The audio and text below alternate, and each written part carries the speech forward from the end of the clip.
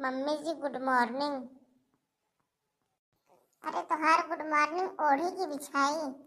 8 बज गया अभी तक चाय ना मिली बा। जा चाय बना के लेके आवा। चाय? ठीक मम्मी जी, जा रही हूँ, चाय बना के लेके आती हूँ।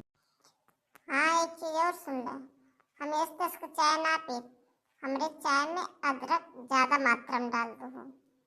अरे ठीक मम्मी जी, अदरक डाल के चाय बना के लेके आ रही हूँ।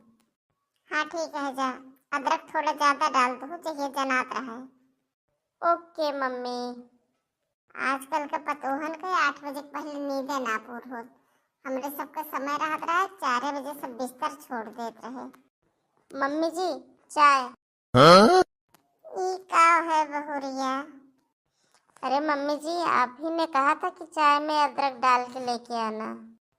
ए बहुरिया, तू ही चाय लेके हियस चली जा, लेके चली जाना हमरे हार्ट अटैक आई जाए।